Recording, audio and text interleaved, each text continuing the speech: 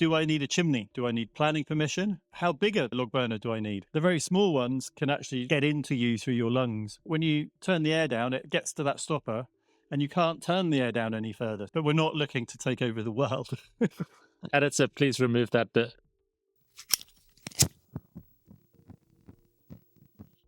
Log burners have become a popular choice for homeowners looking to add warmth, charm, and efficiency to their homes. But with so many options and opinions, it's easy to feel overwhelmed. What are the most common questions people have about log burners? What myths and misconceptions should you be aware of?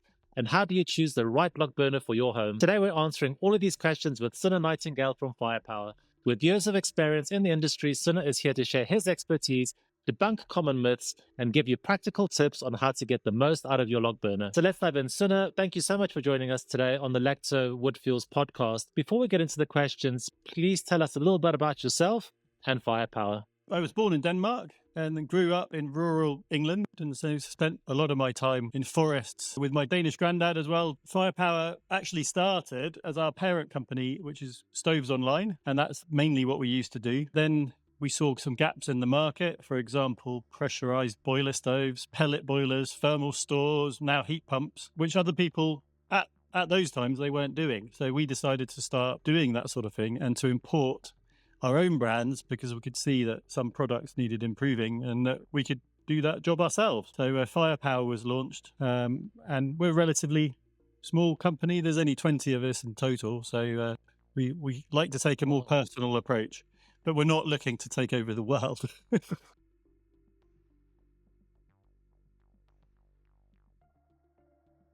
So what are the most common questions that you get from customers about log burners? One of the most common questions we get about log burners from a customer is, do I need a chimney? And the answer to that is yes. You do need a chimney. Another question might be, do I need planning permission? And another question is, how big a log burner do I need? Then people might choose to think about what type of fuel they're burning and whether there's any particular types of log burner that are more or less suitable because of that. And people want to know how to install them and who's going to install them. And perhaps overarchingly, how much is it all going to cost?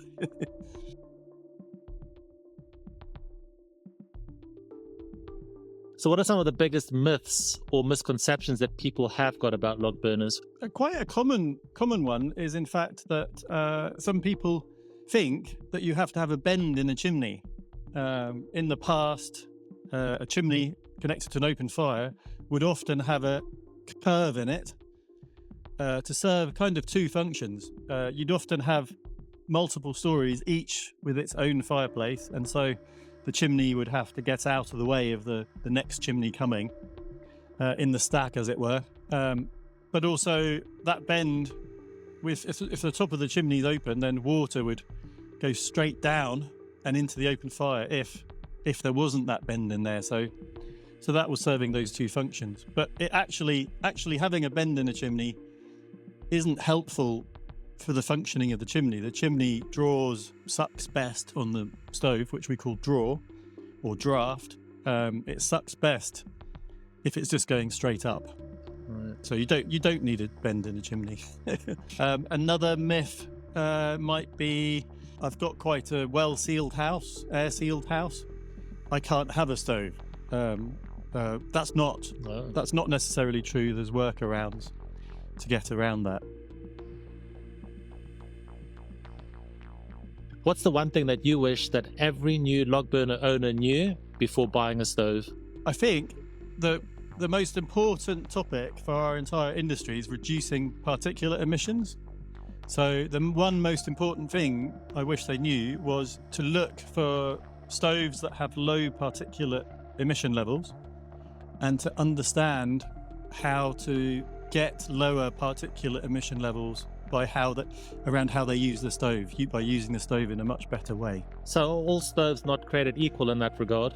No, there's quite a variation when it comes to particulate emissions of stoves. A few years ago, we had eco design legislation applied to the UK. It's an EU legislation, but we also adopted it, and that set a maximum particulate emission level for all stoves of 40. Now you get quite a big variation between stoves within that, up to that 40 limit. So some might be very low at the sort of 10 or less level, and some might be right up at that 40 level. So choosing one that has a lower level gets you off to a better start. In addition, there are stoves that are DEFRA exempt, which means that if you're in a smoke control area, a DEFRA exempt stove can be used in that area. However, there's no reason you couldn't use a DEFRA exempt stove anywhere. The big difference between a DEFRA exempt stove and a normal stove is that they test it at the lowest output level, and it has to have low emissions at that lower output as well. Now, a lower output is when you reduce the air supply to any fire, including in your car. If you reduce the air going in your carburetor, you get black deposits in that engine. Similarly, in a stove, you get particulate emissions. And so the DEFRA exempt stoves tend to have a stopper so that when you turn the air down, it gets to that stopper and you can't turn the air down any further. So you're not able to turn it right down and thereby create a lot of smoke.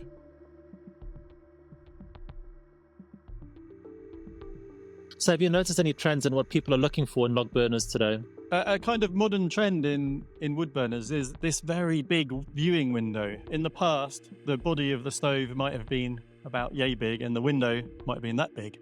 Now we're seeing full body windows where it takes up almost the entire door, and you're getting a much more generous view of those flames, which is personally, it's a look that I like too, because after all, the flames is a really distinguishing factor of a stove. It makes it really cozy.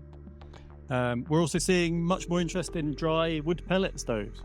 So that's the sort of automated end of stoves where you just fill the fuel in, and it lights itself and manages itself. So we're seeing, probably 5 years ago, no one was really interested in those. Now there's a resurgence of interest. So.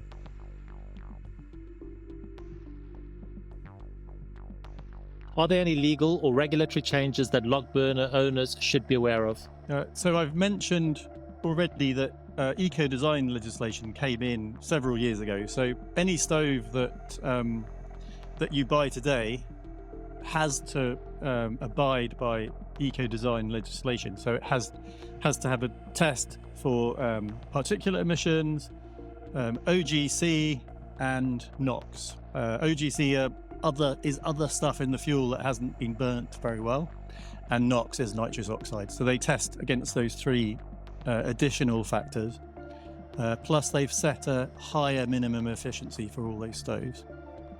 You might get if you get a second-hand stove made before 2022, then you can legally install it if it was made prior to that legislation coming in, but there's not much stock of those stoves, so that would tend to be a second-hand stove.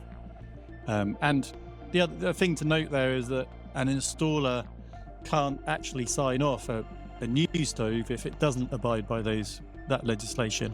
Okay. And so there's one very famous stove brand that refused to take on that legislation, Clearview stoves. So they've recently had action taken against them for that. So those installations aren't actually, no certified installers are allowed to install those new stoves, which is a really surprising decision for such a well-known brand to take. In terms of other legislation, it's worth checking, especially if you're in a built-up area, whether you live in a smoke control area, and you can check that with your local authority. Smoke control areas tend to be more densely populated, and so you're only allowed to use and install DEFRA exempt appliances, stoves, in those areas. You can't just put a normal stove in. So really worth checking that. In terms of legislation coming in, I would hope that controls are further tightened on particulate emissions over time, but I haven't actually heard any news about that happening. There's talk in the press of bans of wood-burning stoves, but as far as I know, that's not an actual legislation coming into force. But the former, I would like, personally, I'd like to see limits tightened up for very densely populated areas, so we stop people using open fires, because they're the key cause of particulate emissions, and perhaps a scrappage scheme for older stoves, so that people can replace them with newer ones that then really reduces those emissions further, or replace an open fire with a modern one. But that's if I was in charge, I'd be looking at that sort of thing. But at the moment, we're just seeing news stories, but no actual legislation meet.